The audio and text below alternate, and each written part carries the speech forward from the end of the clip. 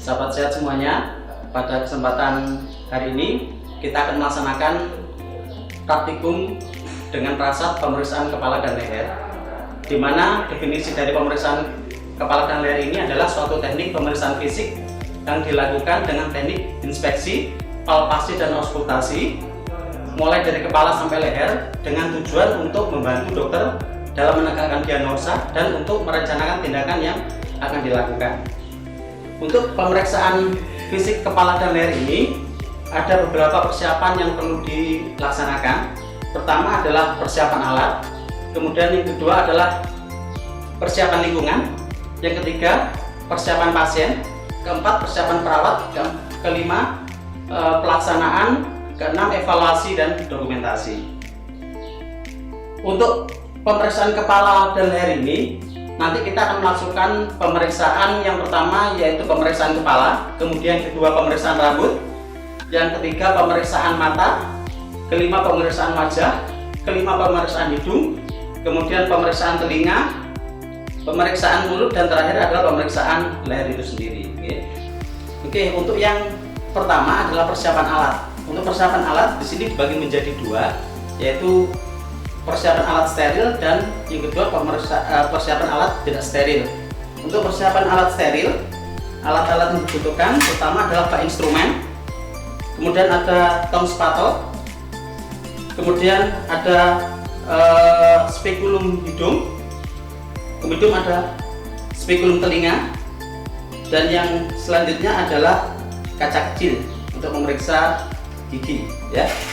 Kemudian ada kasa steril. Kemudian untuk yang peralatan tidak steril, yang pertama yaitu snellen cut, kemudian yang kedua ada garbuta latex, yang ketiga ada buku isi hara atau isi latex seperti ini. Kemudian selanjutnya ada senter, kemudian ada jam tangan, kemudian ada kapas alkohol, kemudian handscoon bersih, selanjutnya ada bengkok, kemudian alat selanjutnya yang dibutuhkan yaitu bau-bauan untuk mengetahui, untuk mengetes apakah penghidup pasien itu normal atau tidak. Ini salah satunya kita menggunakan ada minyak kayu putih atau bisa dengan kopi dan lain-lain, ya. Kemudian ada yang terakhir yaitu tempat sampah. Ini beberapa persiapan alat yang dibutuhkan untuk pemeriksaan kepala dan leher. Selanjutnya setelah pemeriksaan alat, yang kedua adalah persiapan lingkungan. Untuk persiapan lingkungan yang perlu dipersiapkan yaitu pertama tutup sketsel, atur pencahayaan, dan ciptakan situasi yang aman dan nyaman, ya. Kemudian yang persiapan ketiga yaitu persiapan pasien.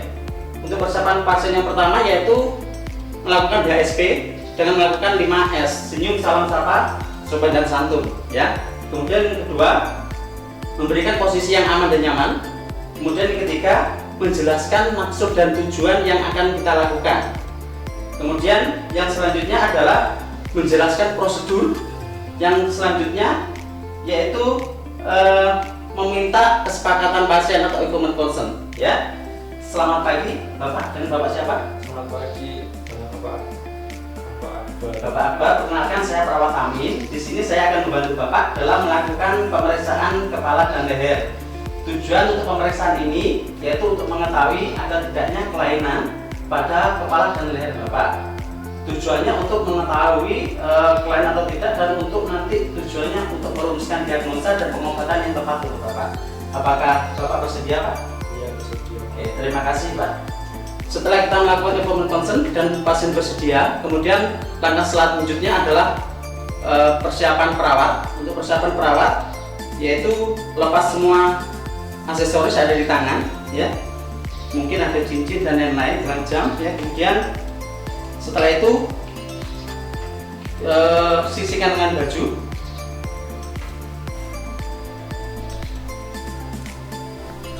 Selanjutnya dekatkan alat ke dekat pasien. diusahakan kita dalam melakukan pemeriksaan ini kita berada di sebelah kanan pasien karena kita selaku orang Indonesia yang ada ketimuran ya, jadi tidak terlalu dianjurkan dari sebelah kiri ya. Kemudian setelah itu kita masuk tahap pelaksanaan. Untuk tahap pelaksanaan pertama kita dekatkan alat ke dekat pasien, kemudian kita melakukan cuci tangan bersih ya dengan menggunakan 6 langkah cuci tangan bersih. Untuk cuci tangan bersih kita bisa menggunakan alkohol swab, menggunakan antiseptik atau menggunakan air mengalir ya. Untuk 6 langkah cuci tangan, langkah yang pertama kita ambil larutan desinfektan kurang lebih 3-5 cc, kemudian kita gosok ke telapak tangan secara sirkuler melawan arah jarum jam selama 4 kali putaran. 1, 2, 3, 4. Kemudian langkah yang kedua yaitu sela-sela jari masing-masing 4 kali. 1, 2, 3, 4.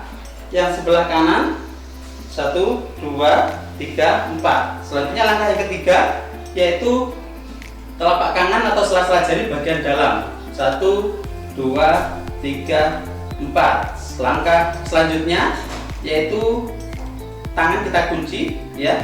Kita bersihkan ujung jari ya secara kuat. 1, 2, 3, 4.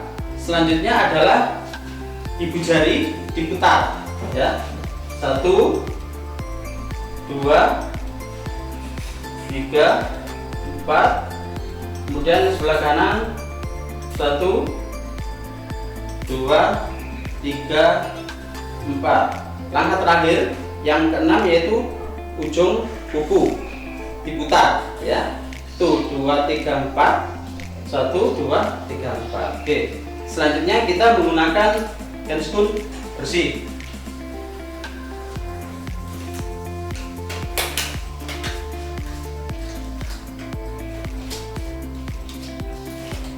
Handscoon bersih ini kita gunakan salah satu tujuannya untuk melindungi kita dari kemungkinan penyakit yang bisa ditularkan dari pasien ke kita atau kita ke pasien ya. Beberapa penyakit yang mungkin bisa ditularkan melalui keringat dan lain-lain. Oke. Setelah kita menggunakan handscoon, kemudian pasien disampaikan bahwasanya pemeriksaan fisik kepala leher akan kita lakukan ya. Untuk posisi yang tepat pasien adalah dengan posisi duduk. Kalian dianjurkan untuk berduduk menghadap ke arah pemeriksa atau perawat. Permisi, Bapak bisa duduk Pak. Saya bantu Pak ya. Oke. Untuk pemeriksaan yang pertama yaitu pemeriksaan kepala. Untuk pemeriksaan kepala ada 2, inspeksi dan palpasi ya. Sebenarnya untuk pemeriksaan fisik itu umumnya ada 4, inspeksi, palpasi, perkusui, dan auskultasi. Tapi untuk pemeriksaan kepala ini ada inspeksi sama palpasi saja. Yang pertama kita lakukan inspeksi, yaitu kita lihat pertama adalah bentuk kepala. Bentuk kepala itu normal atau tidak ya. Kemungkinan biasanya ada bentuknya, ada yang mikrosepalus atau hidrosepalus. Kepalanya kecil atau terlalu besar, jadi tidak simetris dengan tubuhnya ya. Kemudian setelah bentuknya, kemudian ada tidak kelainan pada daerah kepala, mungkin habis terjadi kecelakaan, benturan atau ada jahitan dan lain-lain ya. Kemudian selain itu juga ada tidaknya benjolan atau luka pada daerah kepala. Selanjutnya setelah melakukan inspeksi, kemudian kita lakukan palpasi ya. Palpasi digunakan untuk mengetahui ada tidaknya nyeri atau kelainan pada bagian kepala pasien ya, mungkin luka atau benjolan dan lain-lain ya. Oke, setelah tidak ada kelainan, selanjutnya yang kedua yaitu pemeriksaan rambut ya. Untuk pemeriksaan rambut ini ada 2, inspeksi dan palpasi. Untuk inspeksi yang pertama yaitu kita kaji rambutnya, warna rambut. Warna rambut ada yang merah, ada yang hitam, mungkin ada yang pink dan lain-lain, ada pakai tiket rambut pewarna rambut dan lain-lain ya. Kemudian selain itu jenis rambutnya ada yang keriting, ada yang lurus dan lain-lain. Kemudian penyebaran rambutnya juga ada tidaknya mungkin kotoran pada rambut, ketumbi ya.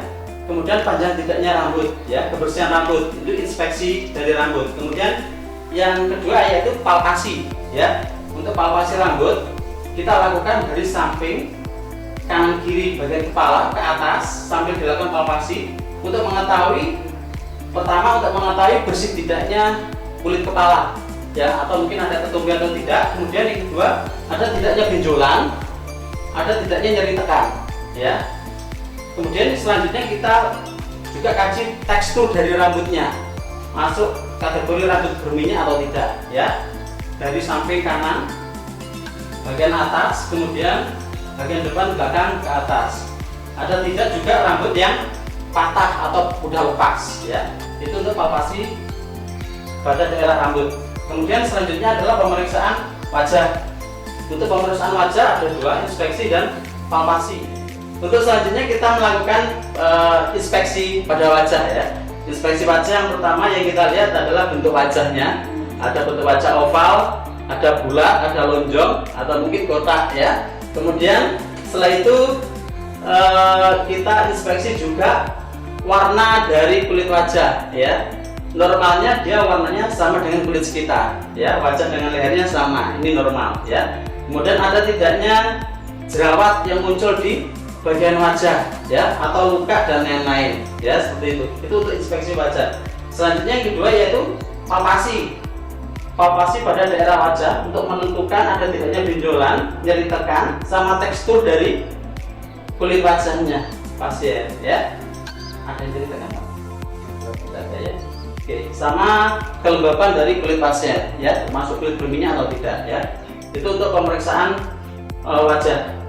Selanjutnya yang ketiga yaitu kita akan melakukan pemeriksaan mata ya. Untuk pemeriksaan mata di sini selain melakukan pemeriksaan fit mata, kita juga akan melakukan pemeriksaan fungsi matanya juga ya. Jadi untuk pemeriksaan mata ini ada dua, menggunakan teknik inspeksi dan palpasi ya. Untuk inspeksi pertama yang kita lihat adalah kesimetrisan mata kanan dan kiri ya. Kemudian ada tidaknya kelainan dalam bola mata, mungkin juling dan lain-lain ya. Kemudian selain itu penyebaran bulu mata dan alis mata itu seperti apa ya. Kemudian sklera kita lihat juga, normalnya dia skleranya berwarna putih ya. Kemudian korneanya juga dia lensanya itu bersih atau tidak ya, warnanya coklat atau hitam ya. Kemudian selanjutnya adalah konjungtiva. Untuk konjungtiva kita tarik ke bawah untuk palpebranya, warnanya normalnya merah muda ya. Oke. Jadi untuk sklera biasanya kalau ada kelainan warnanya kuning, pada orang Taurus biasanya kuning ya. Oke. Setelah pemeriksaan inspeksi mata, kemudian kita melakukan pemeriksaan pupil ya, pupil mata. Ini kita dengan menggunakan alat bantu senter ya. Kita lakukan mulai dari samping mata pasien, dianjurkan untuk melihat wajah atau hidung dari si pemeriksa. Kemudian lampu atau senter kita hidupkan mulai dari samping mata kemudian ke tengah. Oke, kemudian dari sebelah kanan. Oke. Normalnya pupil dia akan mengecil kalau terkena sinar ya. Ada mediasis atau mengecil sama pinpoint pupil, mungkin kelainan ya. Mediatis. Oke, itu ya. Oke, selanjutnya selain pemeriksaan inspeksi mata, yang kedua yaitu palpasi pada mata ya. Untuk palpasi pada mata, kalian dianjurkan untuk memejamkan mata. Silakan memejamkan mata Pak. Oke, untuk yang pertama yang kita kaji adalah ada tidaknya nyeri tekan. Kemudian yang kedua untuk mengetahui ada tidaknya pergerakan bola mata ya. Kemudian yang selanjutnya adalah tekanan bola mata keras atau tidak ya. Jadi nyeri tekan atau tidak, teksturnya normalnya dia lentur ya. Kalau keras biasanya ada glaukoma biasanya. Oke. Tidak ada pergerakan bola mata. Kemudian selanjutnya kita setelah melakukan palpasi, kemudian kita kaji juga alis mata dan bulu mata. Ada tidaknya kerontokan pada alis dan bulu mata ya. Oke. Sudah. Untuk pemeriksaan inspeksi dan palpasi selanjutnya kita akan melakukan pemeriksaan fungsi mata ya. Untuk pemeriksaan fungsi mata, yang pertama kita ingin melakukan pemeriksaan otot bola mata ya. Ada musculus rectus ya dengan 8 arah mata angin. Jadi salah satunya klien dianjurkan untuk melihat benda yang kita ambil salah satu benda, bisa pulpen atau bisa menggunakan jari juga. Pak, mohon untuk fokus ke benda yang saya lihat ini Pak ya. Nanti ikuti arah dari benda yang saya pegang ini Pak. Oke, kita mulai. Untuk yang pertama kita tarik ke atas ya. Kalian dianjurkan untuk mengikuti arah dari, kembali lagi ke tengah, kemudian ke bawah, kembali ke tengah ya. Tidak dianjurkan setelah ke atas kemudian ke samping. Jadi sebisa mungkin lawannya ya. Setelah dari atas ke atas, ke tengah lagi, ke bawah, ke tengah lagi, ke kiri, tengah lagi, kanan, samping kiri, samping kanan, samping atas, samping bawah, kemudian memutar orbitannya. Oke, itu kalau pasien bisa mengikuti berarti otot bola matanya normal ya, baik bagian superior, inferior, medial, lateral, orbitan dan lain-lain ya. Kemudian untuk pemeriksaan mata, selain otot bola mata, kita bisa melakukan pemeriksaan papan pandang ya. Kalian dianjurkan untuk menutup salah satu matanya, bisa ditutup Pak, mata sebelah kanan Pak, tapi jangan ditekan Pak ya. Oke. Setelah itu mohon untuk mata pasien fokus ke hidung perawat ya. Kemudian kalian dianjurkan untuk ditanyakan apakah bisa melihat benda yang kita pegang mulai dari samping ya. Oke, Pak, matanya ke hidung saya, nggak boleh melirik Pak ya. Oke, Bapak di sini bisa melihat benda ini Pak, pulpen? Bisa di sini, bisa sini, bisa ini, ini, ini, sini, sini. Oke, bisa. Jadi normalnya mata normal itu bisa melihat benda pada jarak 45 derajat ya. Oke, setelah itu ganti yang mata sebelah kiri. Betul, sebelah kiri. Sama juga fokus ke hidung perawat dari samping, lihat Pak. Bisa. Sini. Tidak, sini. Bisa. Oke. Bisa. Bisa. Bisa. Bisa. Tidak. Oke. Dia normal 45 derajat, masih bisa melihat benda yang kita pegang ya. Oke, sudah. Selanjutnya pemeriksaan selanjutnya untuk mengetahui apakah pasien mengalami buta warna atau tidak. Alat yang kita gunakan adalah buku Ishihara test ya, atau biasanya orang menyebutnya huruf toket ya. Jadi klien dianjurkan untuk menebak angka yang ada pada buku ini ya. Jadi untuk cara penggunaannya, kalian dianjurkan untuk membaca angka-angka yang ada di sini tidak boleh lebih dari 2 detik ya. Tapi terlebih dahulu sampaikan kepada pasien, Pak, mohon nanti Bapak menyebutkan angka berapa yang ada pada buku ini ya Pak ya. Tidak boleh terlalu lama, tidak boleh lebih dari 2 detik ya Pak ya. Ini angka berapa Pak? 12. Oke. Ini 8. ini 5. 5, ini 74. Oke. Jadi hasilnya normal. Jadi di sini ada kemungkinan pasien tidak bisa melihat warna-warna tertentu ya. Untuk Ishihara test ini atau buta warna ini bukan dalam artian pasien tidak bisa membedakan warna.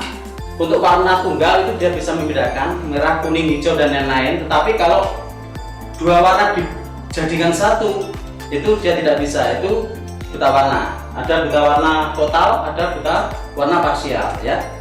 Untuk pemeriksaan mata selanjutnya yaitu pemeriksaan visus, yaitu alat bantunya dengan menggunakan snellen cut seperti ini ya. Ada snellen cut, ada e-cut. E-cut itu biasanya yang di dinding yang menyala, ada lampunya di dalamnya ya. Oke, caranya kita letakkan snellen cut itu dalam jarak 6 meter dari posisi pasien. Kemudian posisi pasien bisa duduk atau berdiri ya. Tapi kalau tidak memungkinkan berdiri, bisa duduk di atas tempat tidur. Jaraknya 6 meter, kemudian snellen cutnya sejajar dengan mata pasien. Oke. Kemudian kalian dianjurkan nanti untuk menebak huruf yang kita tunjuk ya. Oke, dengan klien dianjurkan untuk menutup salah satu mata. Silakan Bapak bisa menutup salah satu mata Pak, yang sebelah kanan. Untuk menutup matanya tidak boleh ditekan, gitu, tapi harus di seperti ini posisinya, biar nanti untuk setelah diganti dengan mata yang lain matanya tidak kabur atau burung ya. Oke, Bapak mohon untuk ini saya memakan jaraknya 6 meter ya. Bapak mohon menyebutkan huruf yang saya tunjuk Pak ya. Oke. Ini huruf apa Pak? E, Ini Pak. B, Ini. C, Ini. L, Ini. D, Ini. N. Oke. Perlu diketahui dalam pemeriksaan visus ini, dalam menunjuk diusahakan tangan kita bisa menggunakan tangan atau menggunakan pulpen bisa, itu ada di bawahnya ya. Tidak boleh menutupi hurufnya seperti ini ya, tapi ada di bawahnya. Kemudian yang kedua yang perlu diperhatikan dalam melakukan pemeriksaan visus dengan menggunakan sedangkat ini, kita tidak boleh urut dalam menunjukkan hurufnya. Mungkin E, C, B, D ini tidak boleh ya, tapi secara acak ya.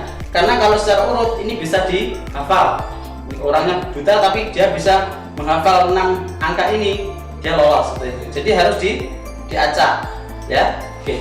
Dia normal pada pasien tersebut gitu Pak. Oke. Jadi umpama dia bisanya dari daerah mungkin jarak sekian ya, 5, 6 ya. Dia normalnya 6/6. Kalau dia bisa menyebutkan sampai semuanya, ini berarti nilainya 6/6 ya. Tapi kalau dia hanya bisa jaraknya 5, berarti 5/6. 5/6 itu artinya 5 itu adalah kemampuan mata pasien melihat huruf ini, yang per 6-nya itu adalah rata-rata mata normal manusia ya. Untuk nilainya pasien mata normal itu 5/6 sampai 6/6 itu normal ya. Kemudian kalau pasien dia tidak normal, itu dia biasanya kalau buta ringan ya, dia jarak antara 3/6 sampai 4/6. Kalau buta sedang itu jarak 1/6 sampai 2/6. Kalau buta berat dia kurang dari 1 meter ya. Kalau buta total dia tidak bisa membedakan antara cahaya dan cahaya yang kita hidupkan di mata pasien ya, apakah hidup atau tidak ya. Jadi untuk pemeriksaan visus ini selain menggunakan Snellen-cut, juga bisa menggunakan hitungan jari dengan cara yang sama. Kalau setelah itu, kalau tidak bisa dalam jarak 1 meter, kita boleh menggunakan lambaian tangan. Kalau jarak 1 meter tidak bisa, yang terakhir kita dengan menggunakan refleks cahaya ya. Kalau refleks cahaya pasien tidak bisa membedakan apakah center ini hidup atau tidak, maka kalian mengalami buta total seperti itu ya. Oke, untuk pemeriksaan selanjutnya,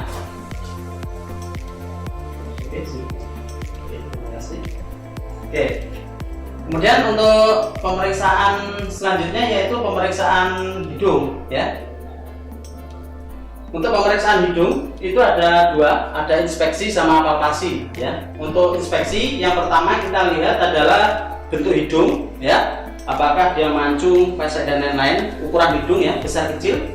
Kemudian kesimetrisan lubang hidung pasien kanan dan kiri, ada tidaknya cairan atau kotoran yang keluar pada hidung pasien ya, entah darah, entah ingus dan lain-lain ya.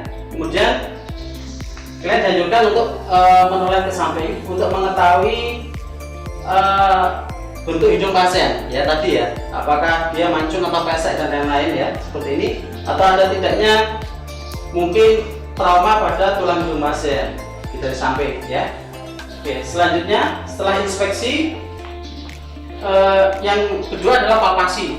Untuk palpasi hidung ini ada beberapa langkah. Pertama kita palpasi pada daerah sinus frontalis di atas alis pasien ya. Kemudian ditanyakan apakah kalian mengalami nyeri tekan atau tidak ya. Sini nyeri Pak. Oke, sinus frontalis, kemudian yang kedua sinus ethmoidalis, itu di samping hidung, ya. Kemudian yang ketiga sinus maxillaris di samping mulut pasien, ya. Oke, apakah ditanya apakah ada nyeri tekan atau tidak, ya. Kemudian setelah itu palpasi selanjutnya yaitu kita goyangkan hidung pasien, atau tidaknya nyeri tekan atau mungkin patah pada tulang hidung pasien, ya.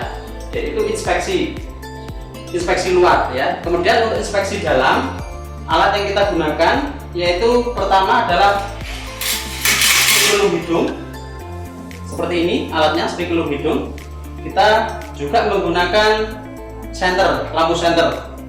Atau tidak ada lampu senter, kita bisa menggunakan lampu kepala atau headlamp biasanya, ya. Oke.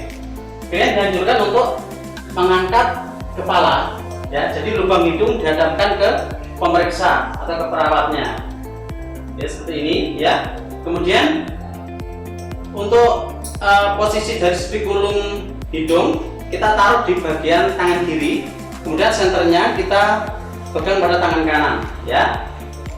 Kemudian dua jari ini kita tempelkan ke pipi pasien untuk mengunci biar nanti spekulum hidung ini tidak bergerak, ya. Jadi kalian dianjurkan untuk menengadah.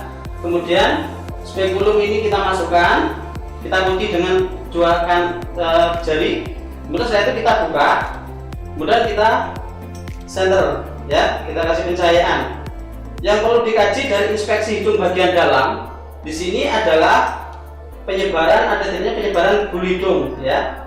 Kemudian yang kedua adalah membrannya atau dinding hidung pasien, normalnya dia berwarna merah muda, ya. Kemudian ada tidaknya kotoran hidung. Kemudian selanjutnya ada tidaknya sinus atau kelainan pada hidung, ya. Kemudian ada tidaknya benjolan pada daerah hidung. Oke, ya.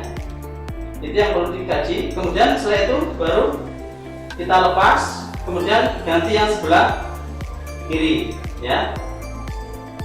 Perlu diketahui, kita saat melakukan pemasangan spekulum hidung itu setelah spekulum hidung masuk mau dilepas itu jangan ditutup dulu, ya, karena kalau ditutup terus dilepas itu nanti bulu hidungnya tercabut, kalian akan mengalami rasa sakit, ya. Oke, tadi yang perlu dikaji adalah ada tidaknya cairannya seperti apa, penyebaran bulu hidungnya, ya, mukosa hidung, warnanya, ada tidaknya sinus dan lain-lain, ya. Oke, setelah sudah, selanjutnya kita taruh di bengkok. Yang kedua, kita akan melakukan pemeriksaan fungsi hidung, ya. Jadi untuk pemeriksaan fungsi hidung di sini pertama kita menggunakan tong spatel. Kita namanya tes patensi hidung. Jadi tong spatel kita letakkan di bawah hidung pasien. Kemudian kalian dianjurkan untuk menghembuskan napas secara cepat, seperti itu, ya, menghembuskan napas. Kemudian kita kaji hembusan napas antara lubang hidung dan kanan dan kiri itu banyakkan mana ininya, apa, partikel airnya, ya. Oke, Bapak, nanti mohon Bapak tarik napas kemudian hembuskan udaranya dengan cepat, ya.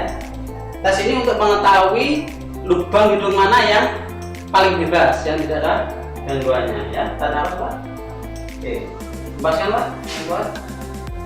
Oke, di sini uap airnya paling besar itu di sebelah kanan.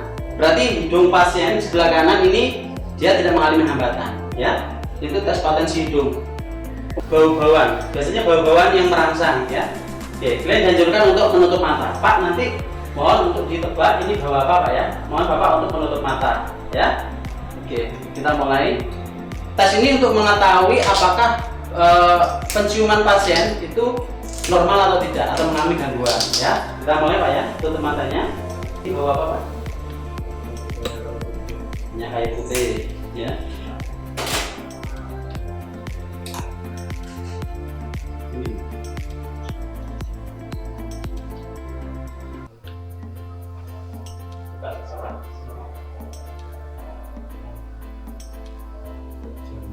Oke, betul, ya. Jadi di sini yang perlu diketahui untuk penghidu atau bau-bauan di sini diusahakan kita menggunakan bau-bauan yang memang baunya agak tajam ya. Kemudian yang kedua, dalam melakukan pemeriksaan pertama dan kedua itu harus dikasih jeda ya, tidak boleh secara langsung, biar penghidup pasien itu normal dulu, baru dikasih bau-bauan yang lain ya, seperti itu. Kemudian setelah pemeriksaan hidung selesai, kemudian kita melakukan pemeriksaan telinga ya. Untuk pemeriksaan telinga itu ada dua, inspeksi dan palpasi ya. Untuk inspeksinya ada dua, inspeksi luar dan inspeksi dalam. Untuk inspeksi luar, yang pertama kita lihat adalah kesimetrisan letak telinga pasien ya. Kemudian kanan dan kiri bagaimana, apakah ada yang ke atas atau tidak normal ya. Oke, setelah kesimetrisan kanan dan kiri, kemudian kita dianjurkan untuk menoleh ke samping. Kita lihat ada tidaknya cairan yang keluar dari telinga pasien ya, entah darah atau mungkin pus atau dan lain-lain, cairan dan lain-lain. Kalau ada, perlu dikaji warna, bau dan konsistensinya ya. Biasanya kalau dia bau berarti ada infeksi kemungkinan. Selanjutnya yang perlu dikaji dari inspeksi telinga bagian luar yaitu bentuk telinga ya, ukuran telinga, kemudian warnanya, dan atau tidaknya luka pada telinga ya. Itu yang perlu dikaji pada inspeksi telinga bagian luar. Selanjutnya kita akan melakukan inspeksi pada telinga bagian dalam. Alat bantu yang dibutuhkan adalah spekulum telinga seperti ini alatnya. Kemudian sebelah kanan kita menggunakan senter ya. Kemudian dianjurkan untuk menoleh ke salah satu sisi ya. Kemudian telinga kita tarik ke atas supaya liang telinganya menjadi lurus ya. Kemudian spekulum telinga kita masukkan. Kemudian baru kita lihat, kita observasi telinga bagian dalam ya. Yang perlu dikaji dari pemeriksaan inspeksi bagian dalam di sini, pertama yaitu mukosa dinding telinganya bagaimana, kemerah-merahan, ada infeksi atau tidak, ada tonjolan atau tidak ya. Bulu telinganya bagaimana, kemudian ada tidaknya cairan, darah atau mungkin serumen ya pada telinga pasien, atau mungkin bahkan ada serangga yang masuk ke telinga atau tidak ya. Itu untuk pemeriksaan inspeksi telinga bagian dalam. Selanjutnya ganti yang sebelah kiri ya, sama. Oke, selanjutnya setelah melakukan pemeriksaan inspeksi telinga, yang kedua kita akan melakukan palpasi ya. Tadi palpasi pada telinga. Di sini kita mulai dari telinga bagian bawah ya. Kita putar untuk mengetahui ada tidaknya benjolan atau nyeri tekan pada pasien. Dari tulang yang lunak kita mengarah ke atas seperti ini. Kalian sambil ditanyai apakah ada nyeri tekan atau tidak. Ada nyeri Pak? Sini? Tidak? Oke. Sini Pak? Oke, tidak ada ya. Oke, itu untuk pemeriksaan telinga dengan teknik palpasi. Selanjutnya kita akan melakukan pemeriksaan fungsi telinga.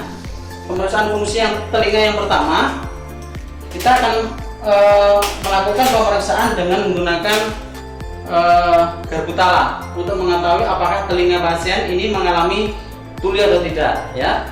Kalau mengalami tuli, masuk tuli kategori apa seperti itu ya, tuli konduksi atau tuli saraf seperti itu. Kalau tuli konduksi biasanya dia gangguannya pada telinga bagian luar atau bagian tengah. Kalau tuli saraf biasanya mengalami gangguan pada telinga bagian dalam ya.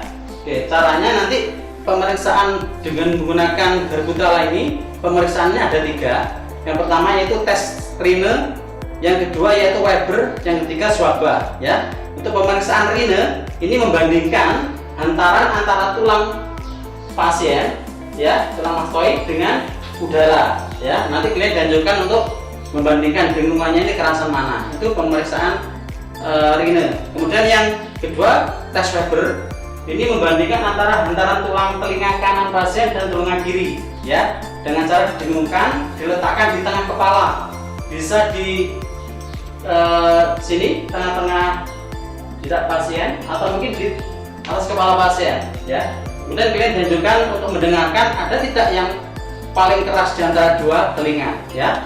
Kemudian yang ketiga pemeriksaan swaba untuk mengetahui apakah, untuk membandingkan antara hantaran tulang pasien dengan pemeriksa seperti itu ya. Oke, kita lakukan Pak ya. Mohon Bapak nanti membandingkan dengungan ini itu kerasan yang mana ya. Yang pertama kita lakukan adalah pemeriksaan tes Rhine ya. tes rine ini kita cara membunyikannya seperti ini. Ini gerbutala ini yang melengkung ini tidak boleh mengenai tangan, ya. Jadi kita memegangnya itu di pangkalannya, ya. Karena kalau yang melengkung ini kena tangan, maka dia dengungannya akan hilang, ya. Jadi harus ditangkainya seperti ini. Kemudian membunyikannya dengan menggunakan jari, ya, kuku, ibu jari dan jari telunjuk, seperti ini. Kita tidak dianjurkan menggunakan busi atau menggunakan kayu, ya. Jadi idealnya seperti ini. Oke, kita mulai Pak ya. Mohon nanti Bapak membandingkan hantaran tulang dengan udara kerasan yang mana Pak ya. Oke, kita mulai Pak. Bunyi ini Pak. Jangan di depan ini kerasan mana.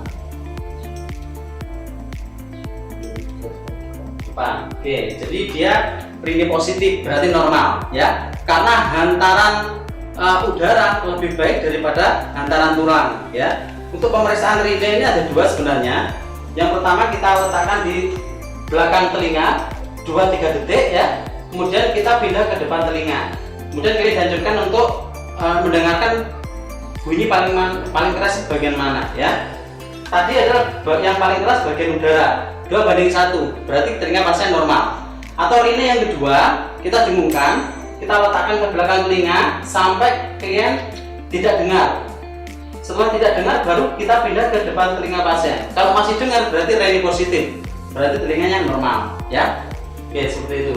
Jadi hantaran udara lebih bagus daripada hantaran tulang. Perbandingannya 2:1 seperti itu ya. Untuk meletakkannya di depan telinga nggak boleh terlalu jauh ya. Kurang lebih 2-3 cm di depan telinga pasien ya. Kemudian yang kedua pemeriksaan Weber. Untuk pemeriksaan Weber di sini kita membandingkan antara tulang telinga bagian kanan dan bagian kiri dari pasien ya. Pak, mohon ini nanti didengarkan. Bapak memejamkan mata, kemudian dengarkan telinga mana yang paling keras bunyinya ya. Apakah yang sebelah kanan atau sebelah kiri atau kedua-duanya sama ya. Oke. Sama cara megangnya dan membunyikannya, tapi kita letakkan di tengah-tengah kepala pasien. Boleh di depan atau mungkin di atas seperti ini ya. Kita mulai Pak ya. Oke, konsentrasi Pak.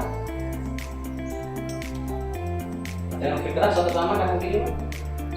Sama. Oke. Kalau sama berarti normal. Seolah-olah bunyinya itu berdengungnya di tengah-tengah kepala ya. Tapi kalau ada lebih kerasan yang kanan berarti Weber lateralisasi ke telinga kanan ya, seperti itu. Oke, selanjutnya yang pemeriksaan yang ketiga yaitu pemeriksaan swaba. Untuk pemeriksaan swaba di sini membandingkan antara hantaran tulang vertebra pasien dengan pemeriksa ya. Caranya sama. Nanti Bapak kalau sudah tidak dengar angkat tangan Pak ya. Oke, kita dengungkan. Kita letakkan di belakang telinga. Oke. Baru ke telinga perawat. Kalau perawat masih dengar berarti swaba memanjang ya. Berarti ada kemungkinan telinga pasien mengalami gangguan ya. Tapi kalau setelah dibalik kok perawatnya sama-sama nggak dengar, maka perlu dibalik. Perawatnya dulu sampai perawat nggak dengar, baru ke pasien. Setelah dibalik kok pasien sama-sama juga nggak mendengar, berarti sama-sama normal. Tapi kalau setelah dibalik pasien kok masih dengar, maka telinga si pemeriksaannya ini tidak normal ya. Karena salah satu syarat melakukan pemeriksaan swaba, telinga perawatnya harus normal ya. Itu untuk pemeriksaan gerbutala ya. Kemudian pemeriksaan selanjutnya bisa menggunakan jarum jam, dentingan jarum jam ya. Jadi kita letakkan di dekat telinga pasien 1 cm ya. Ini dianjurkan untuk mendengarkan. Syarat ruangannya harus kedap suara ya. Tidak boleh ada bunyi-bunyian ya. Jauh dari keramaian. Boleh dianjurkan apakah bisa mendengarkan dentingan jarum jam ini atau tidak ya.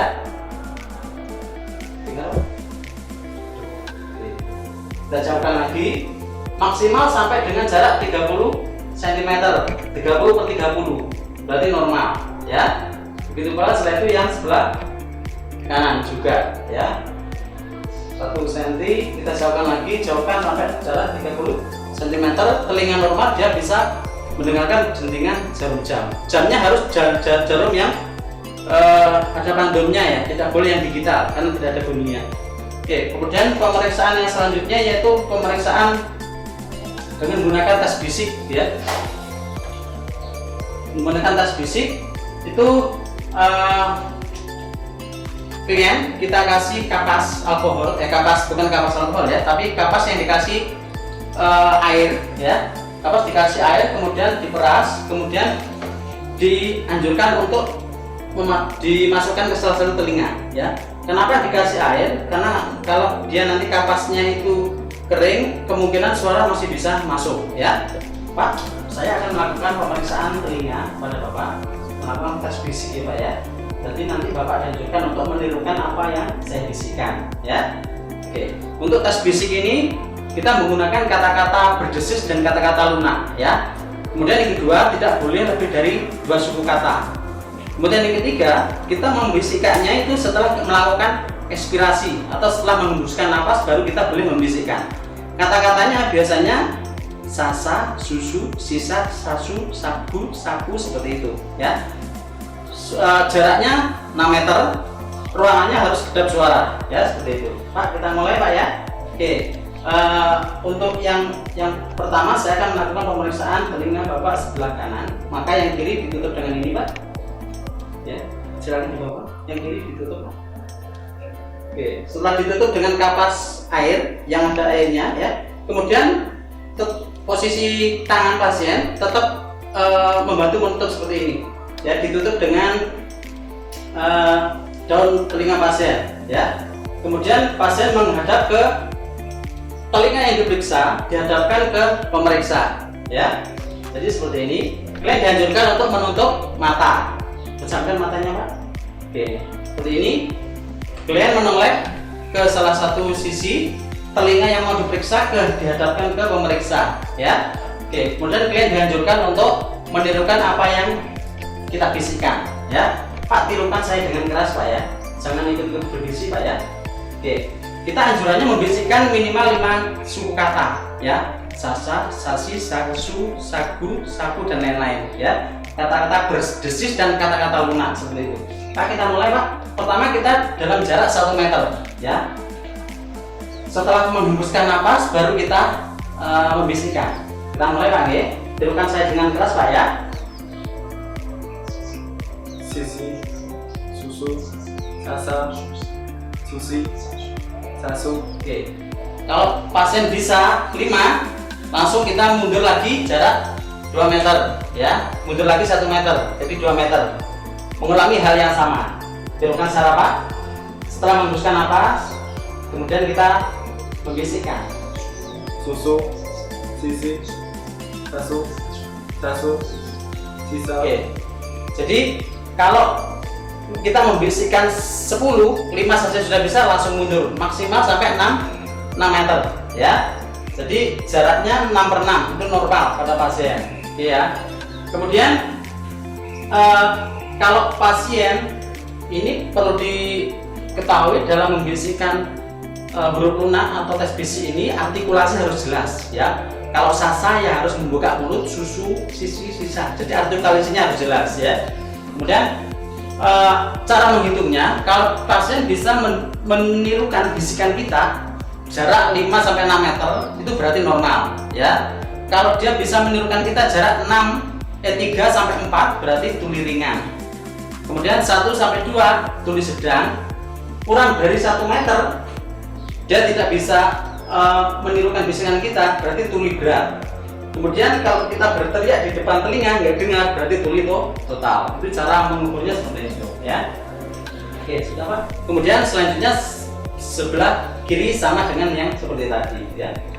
Selanjutnya kita akan melakukan pemeriksaan mulut ya. Untuk pemeriksaan mulut ini ada 2, ada inspeksi sama palpasi. Inspeksinya ada 2, yaitu inspeksi luar dan inspeksi dalam ya. Inspeksi luar yang pertama dari pemeriksaan mulut, yang pertama yang kita kaji adalah kesimetrisan dari bibir pasien ya. Mungkin ada orang kena stroke bisa merot ya dan lain-lain. Jadi ini kesimetrisan kanan dan kiri. Kemudian yang kedua, ada tidaknya bibir yang pecah-pecah ya. Kemudian yang ketiga, warna bibir. Normalnya dia merah muda seperti ini, ya.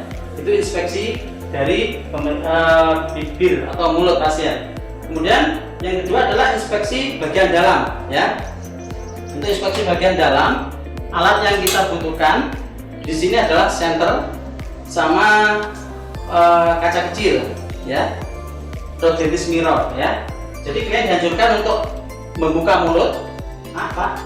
Oke. Untuk pemeriksaan mulut bagian dalam, yang perlu kita periksa adalah gigi, kemudian yang kedua gusi, yang ketiga yaitu tonsil, kemudian yang keempat yaitu pipi bagian dalam, ya. Oke. Sama yang kelima lidah, ya. Jadi untuk pemeriksaan gigi, yang perlu kita lihat pertama adalah warna gigi, ya. Apakah giginya warnanya putih atau kuning dan lain-lain. Kemudian yang kedua, jarak antar gigi bagaimana, bentuk gigi, ukuran gigi, kemudian ada gigi yang tanggal atau tidak atau yang lepas, ya. Ada gigi berlubang atau tidak, kemudian ada karies gigi atau tidak, ya. Kemudian ada gigi palsu atau tidak, ya. Itu pemeriksaan gigi yang perlu dikaji, ya. Kemudian setelah pemeriksaan gigi, kemudian untuk mengetahui karies gigi atau tidak, ini dentist mirror ini kita masukkan ke dalam, kemudian kita lihat pada bagian atas dan bagian bawah kita putar, ya, untuk mengetahui ada tidaknya karies gigi pada bagian dalam, ya. Oke, setelah pemeriksaan gigi, selanjutnya kita akan melakukan pemeriksaan gusi, ya. Kalian dianjurkan tak buka mulut, kemudian kita kaji gusinya. Pertama warnanya, warna gusi normalnya adalah merah muda, ya. Kemudian ada tidaknya pembengkakan pada gusi atau lesi atau luka pada gusi, ya. Normalnya tidak ada pembengkakan, warnanya merah muda normalnya, ya. Kemudian setelah itu pemeriksaan tonsil. Tonsil dengan kalian dianjurkan untuk menjulurkan lidah, gitu Pak. Oke. Kalau tidak kelihatan, biasanya kita bisa menggunakan taus patel atau sudip lidah. Kita ambil kasa steril,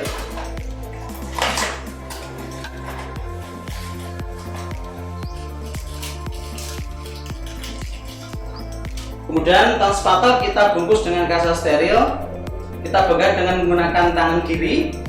Kemudian kalian dianjurkan untuk menjulurkan lidah, Pak. Kemudian lidah kita tekan ke bawah untuk kita melihat tonsilnya, ya. Oke, jadi yang perlu kita kaji adalah ada tidaknya pembesaran tonsil T1 atau T2 biasanya, ya. Kita ambil pembesaran di sana. Kemudian warnanya, warna tonsilnya seperti apa? Warnanya normalnya merah muda. Ada tidaknya mungkin luka atau seperti sariawan di sana, ya. Oke. Kemudian kalau sudah, selanjutnya adalah kita akan melakukan pemeriksaan pipi, ya, pemeriksaan lidah, ya. Kalau pemeriksaan lidah, kalian dianjurkan menjulurkan lidah. Yang pertama kita lihat adalah warna lidah. Normalnya adalah merah muda, ya. Ada tidaknya mungkin lidahnya kotor atau tidak. Biasanya pada orang tipoid lidahnya itu kotor, ya. Kemudian ada tidaknya lesi atau sariawan atau mungkin luka pada lidah, ya. Bentuk lidah juga perlu kita kaji, ya, dengan cara inspeksi warna lidah, ada tidaknya lesi, kebersihan lidah, ya, ukuran lidah. Kemudian terinspeksi ada palpasi, ya. Untuk palpasi lidah ini untuk mengetahui ada tidaknya nyeri tekan pada lidah, ya. Kalian dianjurkan untuk menjulurkan lidah, menjulurkan lidah, Pak. Kemudian kita ambil kasa steril, kemudian ujung lidah kita pegang seperti ini. Kita palpasi lidah bagian atas, bagian samping kiri dan samping kanan. Ada tidaknya nyeri tekan atau benjolan, ya. Oke, seperti itu. Selanjutnya pemeriksaan pipi, ya. Untuk pemeriksaan pipi bagian dalam itu kita lakukan inspeksi tadi warnanya, ya. Mulai dari pipi bagian kanan, kiri, bagian dalam dan rahang atas dan rahang bawah, ya. Oke. Yang pertama kita lihat tadi inspeksi kita lihat pipinya, normalnya dia warnanya merah muda, tidak ada sariawan atau luka, ya. Begitu pula untuk rahang bagian atas dan bawah. Oke. Kemudian selain inspeksi ada palpasi. Untuk palpasi pipi ini kita menggunakan spoon ya. Kemudian salah satu jari dimasukkan ke mulut pasien ya. Kemudian salah satu jari masuk ke sana. Kemudian kita palpasi pipi bagian kanan. Kemudian diputar pipi bagian kiri ya. Kemudian diputar ke atas, rahang bagian atas, kemudian diputar ke bawah. Seperti itu ya. Untuk mengetahui apakah ada nyeri tekan pada daerah rongga pipi bagian dalam ya. Oke. Selanjutnya untuk pemeriksaan mulut ini kita ada pemeriksaan fungsi mulut ya. Biasanya untuk pengecapan, indera pengecapan. Ini klien dianjurkan untuk memejamkan mata ya. Kemudian kita kasih sedikit makanan ya. Biasanya untuk mengetahui kemampuan membedakan rasa manis, asin, asam, dan pahit ya. Biasanya untuk rasa manis itu klien bisa merasakan di ujung lidah ya, manis. Kemudian asam di samping bagian depan, asam itu di samping bagian belakang, kemudian tengah-tengah bawah belakang itu pahit ya. Klien diajarkan untuk menutup mata, umpamanya ini garam, Pak, coba nanti dirasakan ini manis atau pahit Pak ya, atau mungkin asam dan lain-lain ya. Kemudian setelah diberikan, klien dianjurkan untuk membedakan apakah ini asin, pahit atau manis seperti itu ya. Oke. Itu pemeriksaan fungsi pengecapan pada pasien, khususnya pada mulut ya. Selanjutnya yaitu yang terakhir pemeriksaan leher. Untuk pemeriksaan leher itu ada dua, yaitu inspeksi dan palpasi. Untuk inspeksi pertama yang kita lihat adalah bentuk leher ya. Bentuk leher ada yang besar, ada yang kecil atau ukurannya ya. Kemudian bentuk leher dan ukuran leher. Kemudian yang selanjutnya kita kaji adalah warna kulit dari leher pasien. Normalnya sama dengan warna kulit sekitar. Kemudian perlu kita kaji juga ada tidaknya pembesaran pada kelenjar leher pasien ya. Kelenjar parotis atau kelenjar limfe yang ada di sini ya. Biasanya pada orang goiter atau gondok biasanya akan terlihat terjadi pembesaran di sana. Oke. Kemudian ada tidaknya kelihatan, biasanya orang kalau terlalu kurus jagonya akan kelihatan di sana ya. Itu inspeksi ya. Ada tidaknya luka, benjolan, pembesaran kelenjar ya. Bentuk kadang-kadang ada yang nggak punya leher seperti ini, atau mungkin lehernya terlalu panjang. Normalnya dia simetris ya, nggak terlalu panjang, nggak terlalu pendek ya. Itu inspeksi. Kemudian yang kedua adalah palpasi. Untuk palpasi itu kita umumnya dari belakang pasien ya. Jadi bisa melihat ke sana. Oke. Jadi untuk palpasi kita klien dianjurkan untuk menengadah ya. Oke. Kemudian kita palpasi pada kelenjar parotis sama kelenjar bagian sini. Kita palpasi ya. Apakah ada benjolan atau tidak ya, kelenjar tiroid pasien di sini ya. Kemudian setelah itu kita palpasi pada daerah jakun. Kemudian klien dianjurkan untuk menelan ludah ya, untuk mengetahui batas atas dan batas bawahnya. Ada tidaknya nyeri tekan atau pembesaran di sini. Oke ya. Oke, tidak ada. Kemudian selanjutnya kita melakukan palpasi dengan cara kita goyang-goyangkan seperti ini untuk mengetahui ada tidaknya mungkin fraktur atau kelainan pada tenggorokan pasien ya. Oke. Itu yang perlu dilakukan teman-teman pada pemeriksaan kepala dan leher ya. Jadi secara keseluruhan hasil pemeriksaan pada pasien tadi kita dapatkan normal ya. Selanjutnya setelah kita melakukan pemeriksaan, kemudian selanjutnya kita rapikan pasien ya.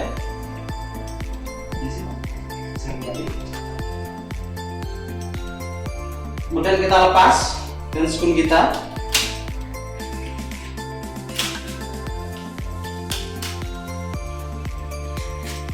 Alat-alat kita rapikan. Kemudian hasilnya kita sampaikan ke pasien. Pak, untuk hasil pemeriksaan kepala dan leher. Jadi semuanya Bapak mulai dari kepala, wajah, mata, hidung, mulut, dan tenggorokan atau dalam keadaan normal Pak. Oke. Gimana Pak perasaannya setelah dilakukan pemeriksaan? Oke. Ya, terima kasih. Sampai istirahat lagi Pak ya. Oke, terima kasih. Sampaikan pasien, kemudian perawat cuci tangan. Ya. Demikian untuk pemeriksaan kepala dan leher pada kesempatan kali ini. Saya terima kasih. Mohon maaf apabila ada kekurangan. Saya akhiri. Wassalamualaikum warahmatullahi wabarakatuh.